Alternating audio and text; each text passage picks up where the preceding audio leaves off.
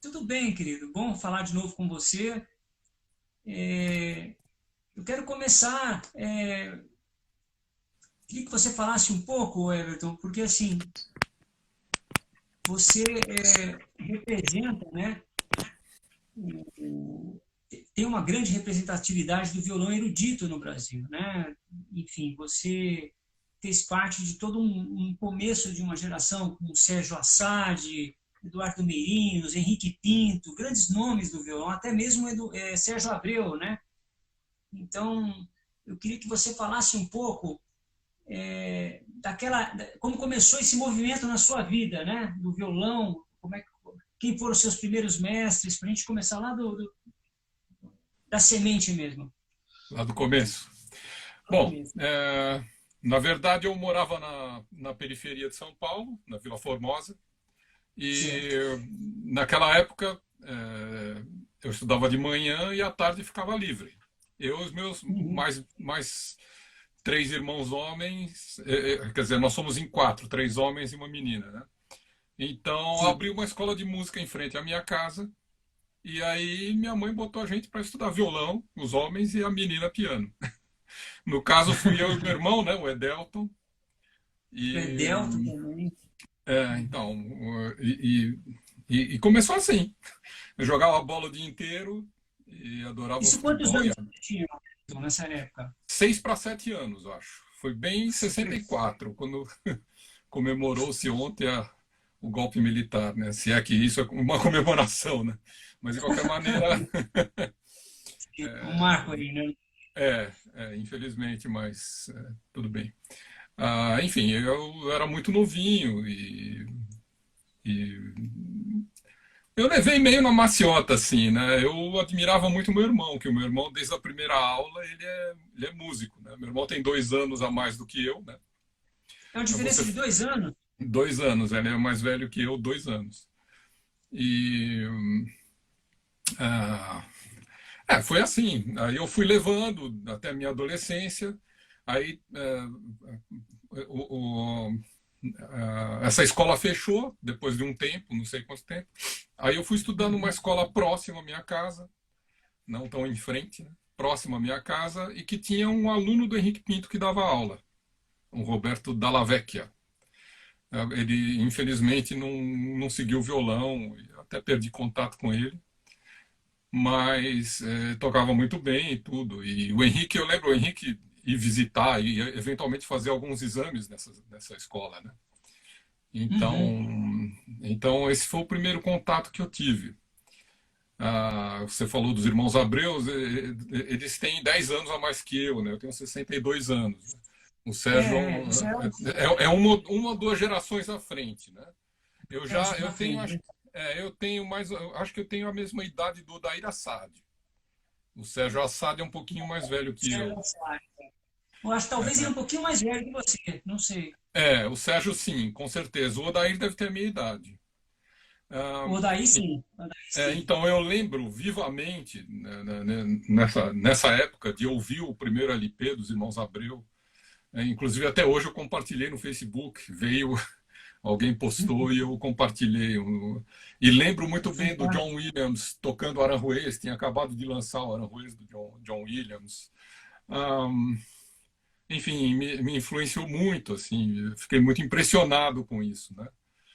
A forma E de tocar, o jeito, né? Uma coisa era assim música maravilhosa. mesmo, né? Era A música música. mesmo. Sim, sim. Nessa época, quando criança, eu tinha até uma tendência mais para o desenho e pintura, né? E eu lembro que o meu irmão comprava os fascículos da Abril Cultural de grandes compositores, né? E eu comprava dos grandes pintores, né? E então essa foi enfim, foi uma infância muito feliz, jogando bola, estudando, tocando. Mas eu realmente decidi muito pelo violão na adolescência, quando acho que eu estava no primeiro colegial, 74, uma coisa assim.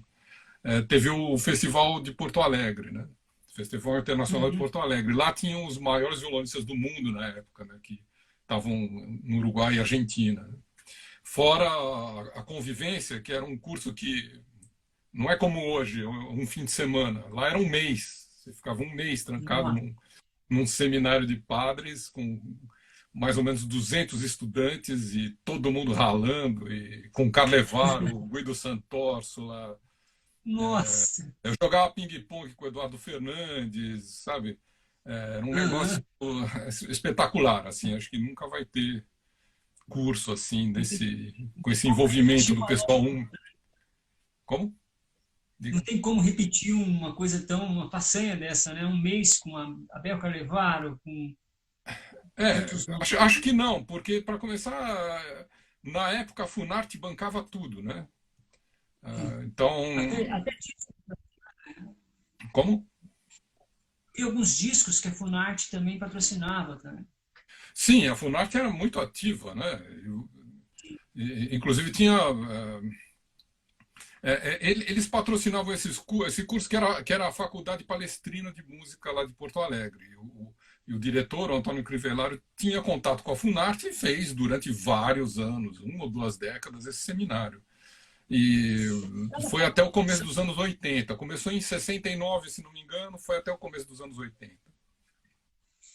Cada participação dessa você voltava com outro enfoque de música, né, Everton? Ah, com certeza, você emergia, né? Literalmente, né? Sim. Você entrava com tudo na música, né? Era um negócio incrível. Você almoçar, jantar, aí depois de noite ia para concertos, assistir, ia todo mundo dentro do ônibus. A gente fazia viagem para Porto Alegre, os estudantes iam de ônibus, pô, não ia de avião, era muito caro. Então, chegava E lá, era um choque, né? eu lembro que era uma época que era difícil partitura, né? Não era como hoje, que a gente ia na internet, pega uma partitura. Não, a partitura era uma coisa que se trocava, né? Um amigo falava, Sem ó, vou dúvida. te dar essa. Sem dúvida. Na época, o mimeógrafo foi um avanço tecnológico espetacular na época, porque a gente tinha que copiar mesmo, à mão, né? E, Copiar as partituras.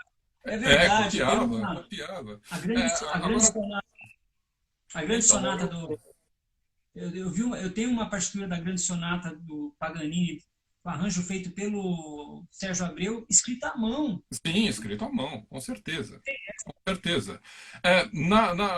Depois de um tempo que eu estudei nessa escola, né, eu fui estudar com o Henrique. E Uhum. o Henrique era fantástico, assim, ele tinha um acervo espetacular. Então, por exemplo, vinha de navio toda a edição da Schott, toda a edição da Berman.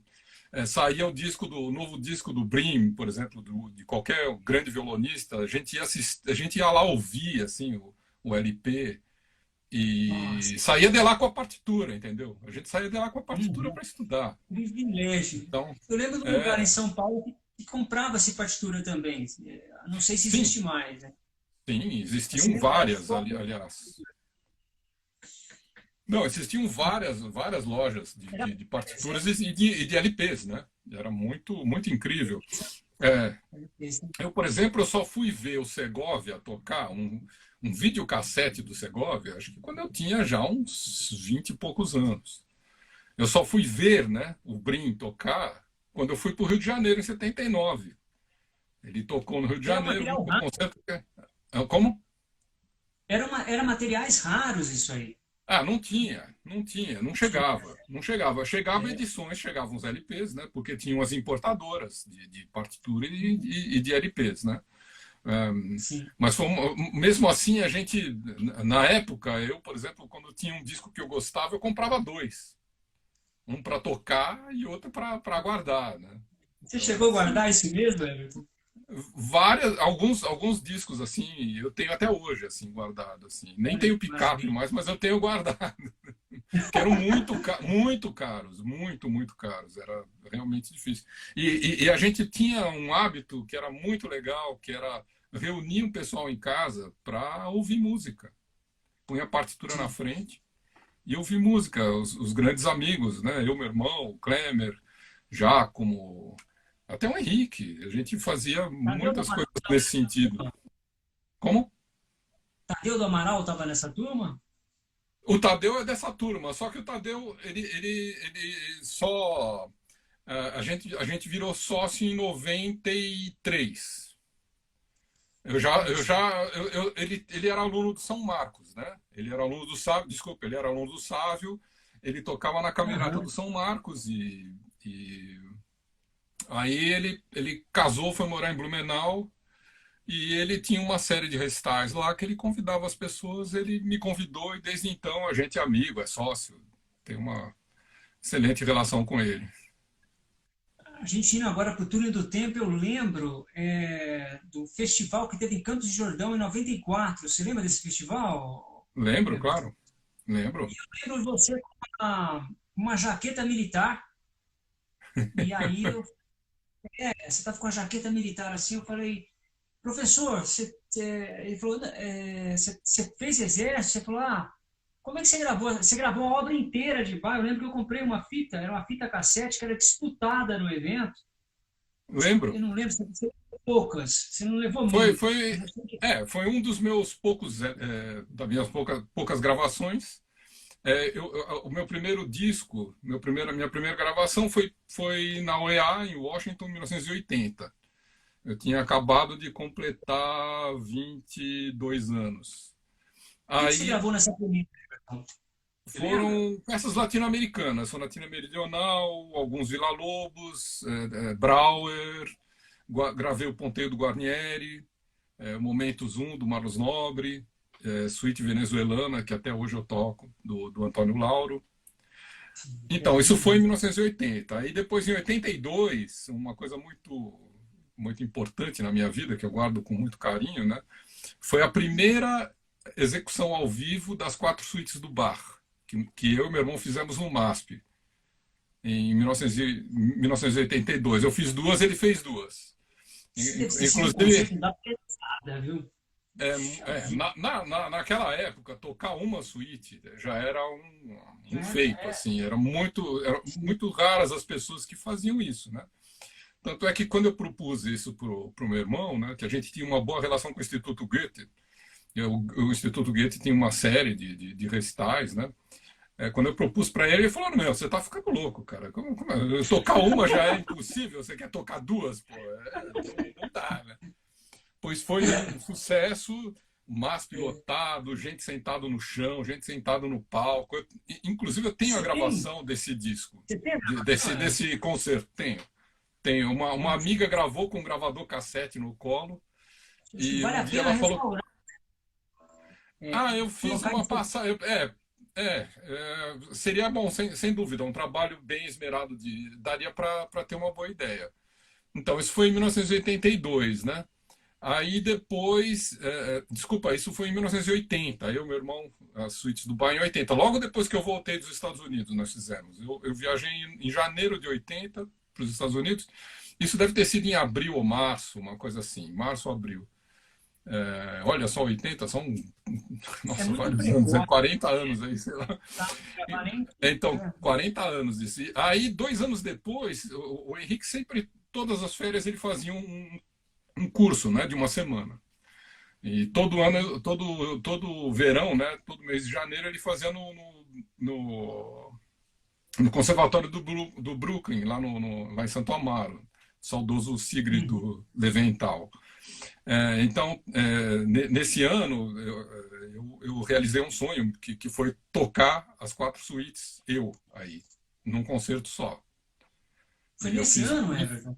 1982, eu toquei as Ah, sim. quatro. Então, No acho que ano de eu fui 82. o primeiro maluco a tocar as quatro suítes do Bach num concerto só. Aí depois, em 85, era o tricentenário, né, do Bach. Ah, era o tricentenário de nascimento. Eu falei, porra, vou gravar esse negócio, né?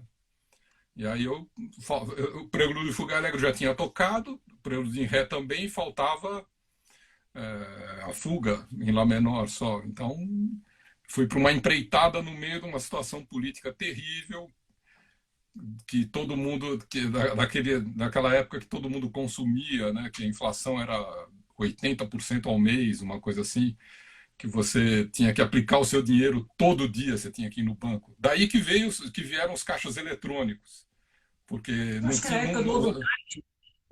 na época foi Sarney, né? Sarney, governo Sarney, Bernete, né? Exatamente. Então, inclusive, todo mundo tinha que consumir. Você pegava o seu salário, Você tinha que consumir o Que que você loucura. pudesse na hora, né? E na época, a empreitada foi incrível, porque não era um LP só, eram dois LPs. Porque são 80 minutos, 90, mais de 90 minutos de música, né?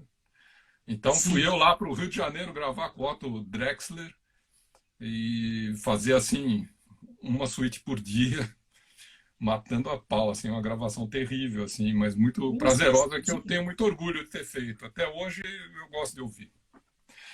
Foi uma. Nesse curso de 94, o que aconteceu foi que eu fiz uma segunda edição desse trabalho, só que eu fiz em fita Uhum. cassete. E eu estava com a caixa vendendo para o pessoal, assim, praticamente dando para o pessoal, né? Então foi É, uma segunda tiragem que eu fiz disso. Então, até tem alguns aqui, se você quiser, eu tenho. Tem um eu LP quero ver, também. eu quero lembrar. Você tem como pegar, né, É. pra gente ver? Pô, não sei, deixa eu ver se está aqui, peraí. Seja bem-vindo, Ricardo Gilfrida.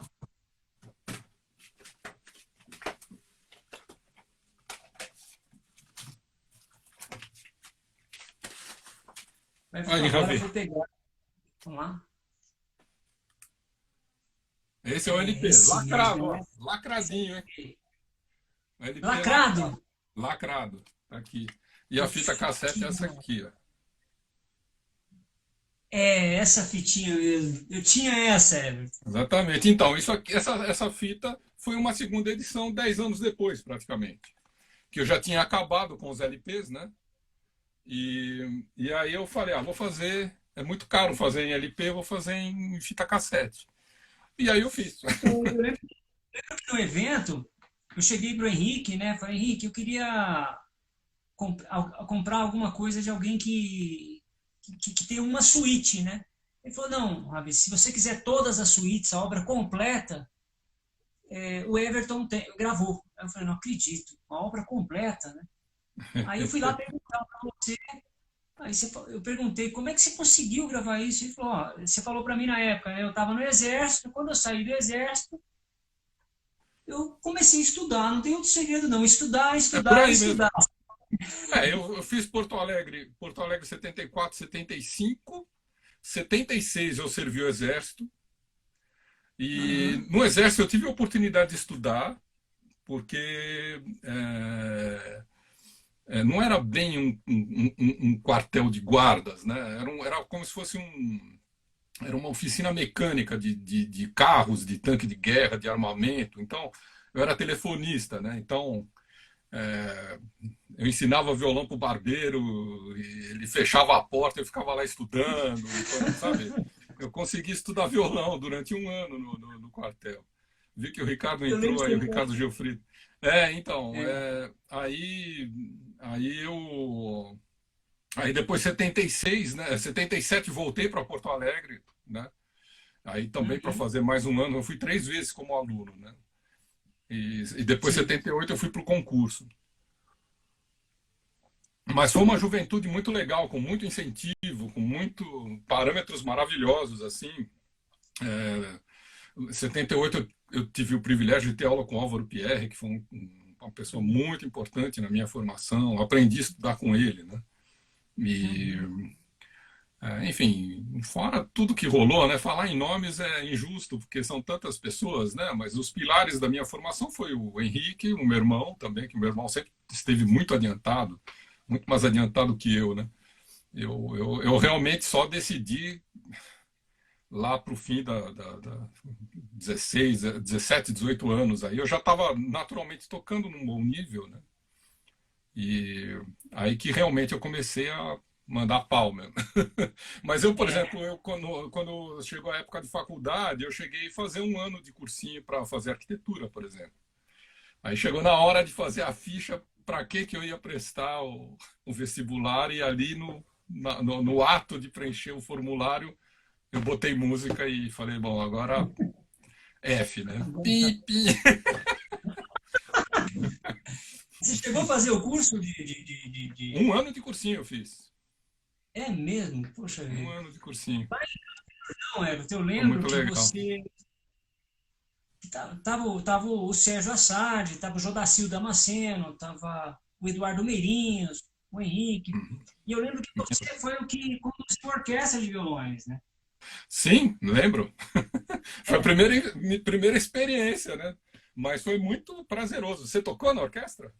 toquei na orquestra e tomei uma Tocou? bronca sua, porque eu era muito eu era meio bicão, porque enquanto você estava falando, aquela mania chata de violonista, de ficar tocando enquanto o outro Sei. está falando. Né? Você falou, Ravi, para de tocar na hora que eu estou falando. É bem maestro, né, cara? O maestro tem que botar ordem na coisa, né? Senão não dá. Pô, desculpa, cara. Não, para, eu tô falando, não tô, hoje eu lembro disso com saudade, né? Dê mais broncas. Nossa, foi muito legal aquilo lá. Foi fantástico mesmo. Ah, Foi você muito... pegou uma, você teve que portar uma orquestra e no outro dia você tinha que apresentar. E você Ah, sim. conseguiu, né? Por isso você tinha que ser É, muito enérgico. é. Era um desafio também ali, né? Era um desafio, foi a minha primeira experiência regendo um grupo grande, né, de violões. Eu Era nunca tinha grande, feito é. isso. E depois ali naqueles ensaios que eu fui vendo que você tinha que realmente se impor, porque senão não rola mesmo, se você não chama a atenção das pessoas, né? Não vai, a coisa não vai mesmo. Mas eu lembro que tinha um Sim, concerto sim. também logo, né? Teve um concerto que eu toquei com a minha querida e É, saudosa Marta Herr, que faleceu há 2 anos atrás, infelizmente. Se tem alguma coisa que eu me arrependo na vida foi não ter feito uma gravação, um CD, um LP na época, sei lá, com ela, que realmente eu tenho muitas saudades dela. Foi um duo de muitos anos sim. além do mais, uma grande amiga, né? Enfim, Lembro mas que foi uma apresentação espetacular, né? Porque tinha uma sintonia entre vocês dois na música, que era uma coisa. lembro, foi incrível. Eu lembro mais ou menos o programa, eu fiz um solo muito bonito que eu gosto muito de tocar, que inclusive eu gravei no meu terceiro disco solo, né? Que são as duas canções modo lídio do Nuccio D'Angelo. Eu toquei naquele concerto e nós fizemos um ciclo de canções de um inglês chamado Dennis Apivor, com assim canções com poemas do Garcia Lorca. Foi fantástico aquele concerto. Em uma sala pequena e de boa acústica, né? Então o pessoal acho que curtiu. Eu lembro, tem uma boa lembrança desse concerto. Nossa, a gente adorou aquilo lá, porque era muito. A gente não tinha muita oportunidade naquela época de ver concertos daquele nível, né? Só se Sei, fosse para outro país, né? sei. Então É, era. eu Então, aí depois, voltando à minha formação, né, aí depois eu entrei na faculdade, como não tinha violão, eu fui fazer composição e regência. Uhum, Então, nessa época, eu estudei com um grande professor, né, fui segunda turma da Unesp, em 1978. E foi muito interessante, né? Eu não sou compositor, nunca compus nada, mas só o fato de você ter que resolver um cantos firmos de contraponto, que seja primeira espécie, né? Nota contra nota, né? uhum, Já te dá uma noção do que é compor, né? Do que é o respeito à, à partitura, né? O que o autor uhum. escreve, as intenções, essas coisas. Foi muito A ler a importante para mim partitura, estudar. né? A E respeitar mesmo a partitura. sem dúvida, você começa a entender de outro jeito, né? Quando você vai fazer um exercício, você tem que pensar o que você pode fazer e o que você não pode fazer, Uhum. matematicamente falando, né? E, Sim. e, e, e ao mesmo tempo você tem que fazer uma coisa, você tem que resolver o problema. E no caso da arte, você tem que resolver o problema com beleza, né? Então, eu respeito muito qualquer pessoa que escreve uma frase, sabe? Por exemplo, as suas badenianas, eu curti demais e Poxa, tenho que um bom. grande respeito pelos compositores, sabe? Até aqueles compositores que eu não gosto, eu sempre falo, putz, grilo, o cara é criador, né? Muito, muito legal. Eu sou apenas um servo de vocês, né? Poxa, que bom, Everton. Fiquei muito feliz aí de você ter gostado das baterianas. Segundo, quando sair, já vou mandar para você também. Uhum. Mas, então, a minha formação foi mais ou menos assim. Aí depois eu tive um período muito legal que eu passei na Europa, de mochila nas costas. Comecei com o curso de Santiago de Compostela, que foram 20 dias muito legais. Aí depois saí com a mochila, fui até a Grécia de trem, sabe? Aquelas coisas de molecão, assim. E passei 2 anos lá, passei um tempo na Alemanha com meu querido compadre Klemer Andreotti, que deu aula nesse curso de 94. Ele veio com a família para cá. O Klemer é da primeira geração do Henrique Pinto, né? Primeira geração do Sim. Henrique Pinto. Eu, meu irmão, o Giacomo, Klemer, o Tessarin, não o construtor, o irmão do Tessarin, que é violonista também. Isso eu não Enfim, essa é a conhecia. primeira geração. Aí depois veio o Paulo Porto Alegre, o Oscar Ferreira. Enfim, veio uma outra leva maravilhosa aí de violonistas que Tadeu do até hoje Amaral, atuam. que O ele gravou um Tadeu CD nunca foi aluno do Henrique. a obra Como? do Albêniz.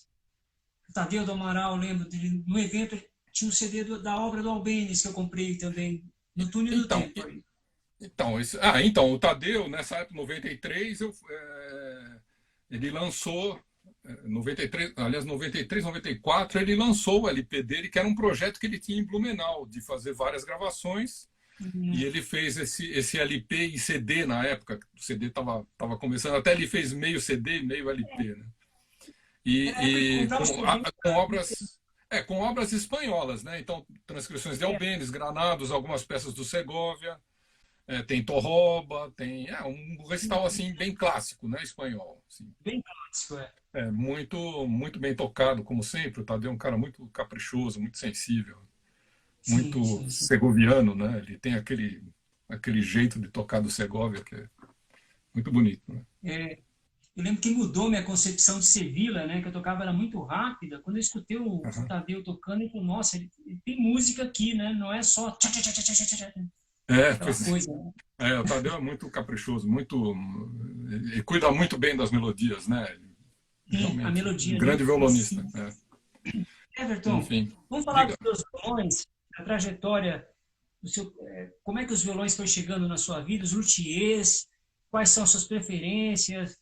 É uma pergunta um pouco clichê, mas é que as pessoas têm essa curiosidade, né? Que corda você gosta mais de utilizar? Se você for endorse de alguma, não precisa falar, né? Porque às vezes a gente passa uma Não, corda, coloca outra, eu sei como é que é. não tenho problema com isso. Bom, eu sou Então tá bom. um cara que viveu a transformação da luteria brasileira, né? Na minha época de estudante, eu Sim. tinha um de Giorgio Signorina 1965. Foi o meu primeiro violão que eu tenho até hoje e dou aula com ele. É, alguns tempos, um tempo depois, no começo dos anos 70, apareceu o seu Joaquim Dornelas, que começou a fazer violões de luteria, fazer cópias. Né? O Henrique, por exemplo, deu o Ramires dele para o seu Dornelas fazer cópia. Ele deu também um Rubio para o Dornelas copiar. Então saíram boas cópias. Isso começo dos anos 70. Né? Logo depois chegou no Brasil o Sugiyama, né? Que era aluno do Masaru Kono, que é um grande luthier japonês, né? Talvez o maior nome naquela época, com certeza. Né? Vários caras tocavam com o Kono, era um dos violões mais tocados. Então, por aí você vê. Aí, depois, fim dos anos 70, se não me engano, começo dos 80, o Sérgio Abreu começou a fazer uma série. Ah, não, acho que o Sérgio Abreu começou a fazer violões nos anos 80, 81, uma coisa assim. Os primeiros violões que saíram foram em 82. Nessa época, ele trabalhou para a Giannini, fez uma série muito famosa, deve ter chegado a uns 1.000 violões, que era o famoso C7, que ele aprontava o tampo e a fábrica, que na época tinha João Batista, tinha mesmo o Sugiyama trabalhou na Giannini, né? Enfim, O vários caras Saraiva, eu que acho são. que trabalha. O Saraiva trabalhou lá também, sem dúvida. Vários caras que são luthiers famosos hoje trabalharam nessa época na Giannini. Aliás, eu moro perto da Giannini, antiga, aqui perto da Vila Leopoldina. E dá uma tristeza de ver, porque está totalmente abandonado aquele prédio, né? Mas então, eu vi a luteria brasileira nascer praticamente, né? Então, nos anos 80, aí começou o João Batista, o pessoal começou a sair da Giannini e fazer os seus violões, né? Ó, o Sim. Ricardo está falando que viu C7s magníficos. Eu não diria magníficos, mas bons C7s. Dava para tirar violões assim até para fazer um bom até para tocar em concerto, dava para fazer. E o que era para os estudantes um grande passo, né? Você sair de um violão de fábrica e para um violão de luthier, né? Podia se considerar um violão de luthier, né? O Então Gil está até era um grande propondo ganho de tocar. qualidade. Como? O Gil está até propondo trocar um C7 que ele tem por um Sérgio Abreu meu, que ele disse que esse C7 dele é melhor que o Sérgio Abreu que eu tenho. Estou acreditando Bom, nisso. eu não sei, mas só vendo, né? De repente, né? Mas eu não acredito, não. O Sérgio Abreu, o Sérgio Abreu é um grande luthier. Enfim, Ó, Gil, agora eu acho que chegamos hoje em dia com luthiers. Como? eu vou falar para o Gil que eu vou repensar o Eu fico negócio aí. muito. Ah, tá. Eu fico muito contente hoje, do alto dos meus 62 anos, ver que a gente não precisa ir para fora para comprar violão mais, não precisa comprar. A gente Sim, está porque na tá sua num época aí nível de loteria alto nível. Alto nível, né? realmente. Então, diga. Porque eu lembro que na sua época ia para fora para comprar um Hauser, né? Comprar, acho que quem que teve um Hauser? Foi o Henrique mesmo que teve um Hauser, né? Com a Ângela. Não, na verdade, quem trazia violões, na verdade a gente tinha muito era Ramires, a princípio, né? Depois, quando o Sérgio Ramírez. Abreu estava no auge da carreira deles, né, que a carreira do duo, por exemplo, terminou em 75, 76, o Sérgio ainda continuou indo para a Europa até 80, 81. E o Sérgio sempre trazia um, dois violões de lá. Então, ele depois que ele aposentou o Hauser e o Santos Hernandes, né, aí ele começou a tocar nos Rúbios e também no Paul Fischer, que era um assistente do Rubio, né? Porque esses violões vieram muitos para o Brasil. O Rubio alguns, Assim, mas muitos Paul Fischers. Todo mundo da minha época teve um Fischer. Eu não tive, mas sim. o Paulo Perdeu. teve, o Henrique teve vários, né? A Ângela tocava num. O Henrique, eu não sei se ele teve Hauser, não. Não sei se ele teve. Parece que teve no fim da vida ele estava com Hauser 3, parece. Mas um Hauser era um violão muito caro. Por exemplo, $2.000 eram $2.500 era um dinheirão, a gente não conseguia comprar. Um Hauser naquela época, eu não sei, são aí fofocas que o Sérgio Abreu pagou um Hauser de um cara daqui de São Paulo $5.000, uma coisa assim. Isso daí era um dinheiro absurdo, não cabia na cabeça da gente, né, na época. Sim, Então, estudante ali e tal, né? mas a luteria brasileira hoje está abrangendo todos os tipos de construção, né? A gente Sim. tem a construção tradicional, que é a mais feita no Brasil, né? Na linha, tanto na linha espanhola do Torres, né? Como na linha Torres Hauser, né? Que é basicamente que o Sérgio Abreu divulgou e difundiu no Brasil. Tem grandes pessoas fazendo Se assim fosse para cópias de Hauser muito boas, né? dois violões que marcaram a sua carreira, que marcam, né? Quais são eles, Everton? Dois luthier que você, não que você não goste de vários violões, mas aqueles que você, na hora de fazer um concerto, você fala, é esse violão que eu vou tocar. Olha, cara, você sabe que eu gosto muito dessa matéria, mas eu não sou um cara dependente disso, sabe? Uhum. Eu tenho o meu som e procuro me impor ao instrumento, sabe? Sim. Mas o instrumento que eu mais tive, que eu mais, inclusive Afinidade, vem como afinidade, talvez pode falar assim. afinidade. O instrumento que eu, Sim. que eu que eu mais me amoldei, né? Eu tive dois instrumentos que eu me amoldei. Um foi o Frank Hazelbaker, que eu peguei em 1980, que era o violão que o Barbosa Lima tocava. Esse violão, eu fiquei 10 anos com ele, foi o violão que eu gravei as suítes do bar. Esse violão tinha um som maravilhoso, enfim. Eu adorava ele, eu aprendi a tocar Como é nele. que chama Foi o esse? meu primeiro violão, né? Como é que é Como? o nome desse luthier? Frank Hazelbaker. Frank Baker. Ele fazia o violão com o rótulo da Augustine, das cordas Augustine. Nossa. Ele assina. Era um belo violão. Esse foi, acho que foi o violão que eu mais senti ter vendido, sem dúvida. Minha esposa acabou de entrar. Coisa que marcou mesmo, né, Everton? É, esse foi o que eu mais. E eu vendi assim de bobeira. Deu 10 anos, eu dei uma cansada nele. Aí depois o Sérgio Abreu começou a fazer bons violões. Aí eu vendi para comprar um do Sérgio Abreu.